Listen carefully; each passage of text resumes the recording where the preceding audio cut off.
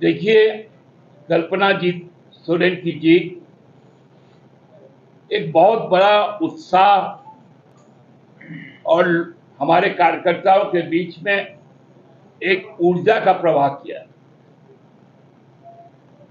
आप सबने देखा, हमारा युवा नेता जब जेल में डाल दिया गया तो जो आघात उसकी युवा पत्नी को हुआ, जब लोगों को इस बात का एहसास हुआ, वो लोगों तक पहुंची अपनी पीड़ा लेकर, तो ना केवल सहानुभूति मिला बल्कि आशीर्वाद मिला और लोगों ने आदेश दिया कि हम अपने बेटे और भाई की लड़ाई आपके साथ मिलकर लड़ेंगे। दादा, एक कहां से लाएंगे बहुमत की 272 के? इंस्टेबल गवर्नमेंट रहेगा। कभी चंद्रबाबू नायडू टानेंगे, कभी नीतीश जी टानेंगे, में रहेंगे, कभी चिराग पासवान टानेगा, और मोदी जी का तब अहंकार कहां रहेगा? अमित शाह जी का इतना भारी आवाज कहां से निकलेगा? मेमनों की तरह रहना पड़ेगा। जहां ये तीन हरवाहे जब हाकेंगे, सुरसुर सुरसुर सुरसुर करके गली नापना पड़ेगा। दादा, गिरिडीह में हार की वजह क्या मान रहे हैं? गिरिडीह में हार की वजह और जमशेदपुर में हार की वजह, जमशेदपुर में भारी भीतराघात हमारे साथ हुआ। पूरी विस्तार से इस पर चर्चा करेंगे। छुट्टी में इसी से जोड़ के मेरा और मैं आपको अभी कहा, वो जो समाज को बांटने का काम हुआ, जो मूलवासी आदिवासियों को बांटने का काम हुआ, उसका नतीजा कि हम गिरिडीह हारे। ज्यादा जेएल की उपस्थिति और जन समर्थन को रवायती राजनीति में किस नजरिए से देखना है? मैं समझ नहीं पाया, क्या बोला? जेएल के टाइगर पार्टी की उपस्थिति और जन समर्थन जैसा मिला है, तो रवायती राजनीति में किस तरह से को जाना चाहिए तो वो देश के में चला। देखिए, इसी चीज की समीक्षा होगी, तुरंत किसी का आकलन नहीं हो पाता। आप भी समीक्षा करेंगे और हमें बताएंगे, हम भी समीक्षा करके आपको बताएंगे।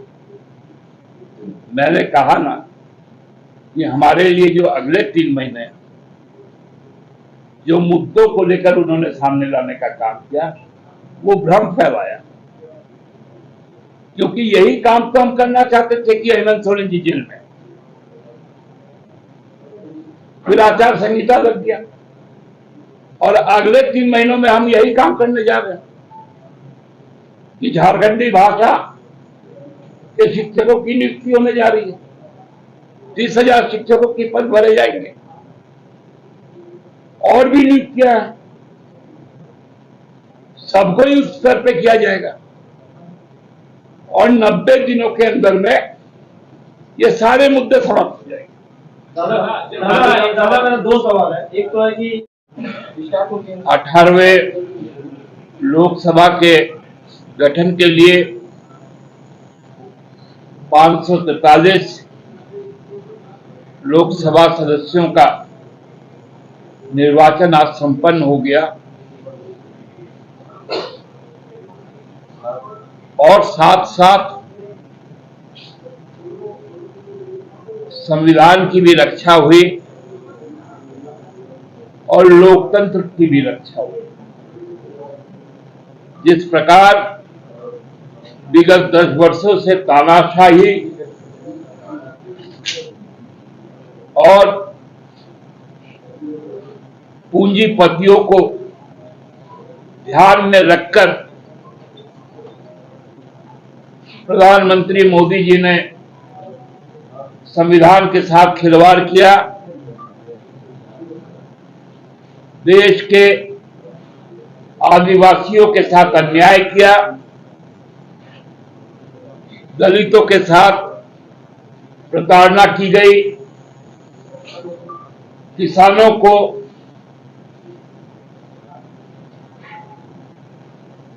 उनके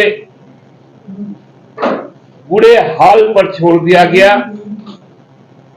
मजदूरों से उनकी हकें छीनी गई,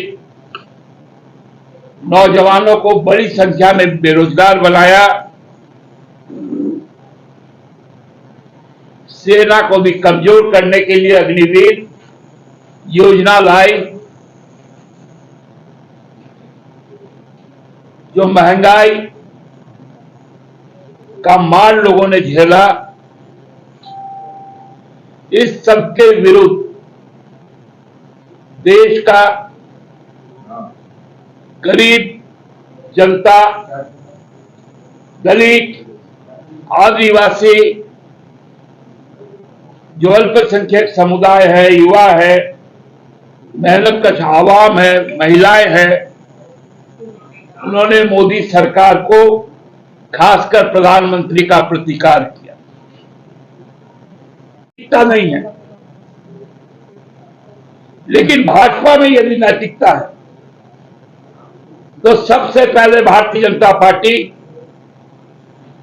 इस अहंकारी व्यक्ति को, इस तानाशाही प्रवृत्ति के व्यक्ति को अपने दल से डिटैच करे। क्योंकि जो वाराणसी में जाकर कहता है मैं 10 लाख वोट से जीतूंगा, लोगों ने उन्हें उनकी औकात बता दी। पूरा प्रशासन, अमला, ईडी, सीबीआई, उत्तर प्रदेश प्रशासन,